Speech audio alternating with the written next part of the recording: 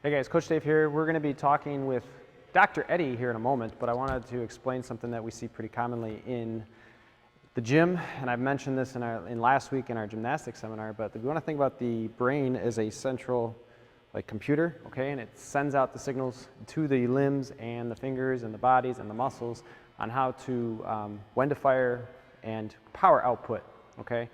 And it sends that signal through the spinal column. So if we think about the spinal column receiving those messages out through the limbs when I'm lifting heavy, think of it as like a hose, okay? So when we have a hose and we crimp that hose, we put a kink in it, what happens to the hose and the flow of the water? It kind of dribbles out, it doesn't go as free flowing. So if we think about that in terms of our spine, nice in alignment here, if I start to crank that, now I have a lot of slack in that line, and we're not sending signals to the limbs. So it's very important that when we set up for heavy lifts, such as back squats and deadlifts or anything else, we kind of keep that head neutral.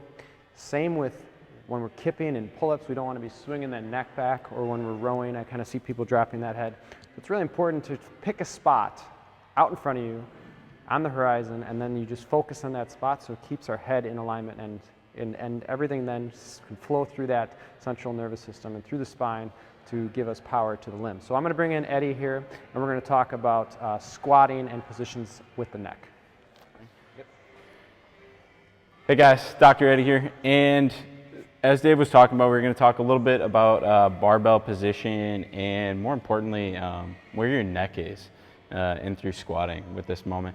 So a lot of times I think that we let our neck drift away from our spine. So we let it kind of get in front of us, and it ends up kind of like jutting forward, or we kink it back, right? Not only are we breaking up just airflow with breathing there, but we're also putting ourselves at risk for injury from like ligament sprains to muscular strains to, if a barbell is crashing down on us, you could look at like a potential fracture in like the upper neck, and just how important it is to keep that neutral neck position to keep and maintain the rest of the neutral spine position, right? Because we want our spine in a straight line when we're lifting. Just like our lower back, we don't want it rounded, we don't want our neck kinked in front of us or jutted way back. So if Dave hops up on the bar and racks himself in a position here, one of the things that you really just want to think about is just kind of tucking the chin a little bit, and not necessarily looking down when you're chucking it,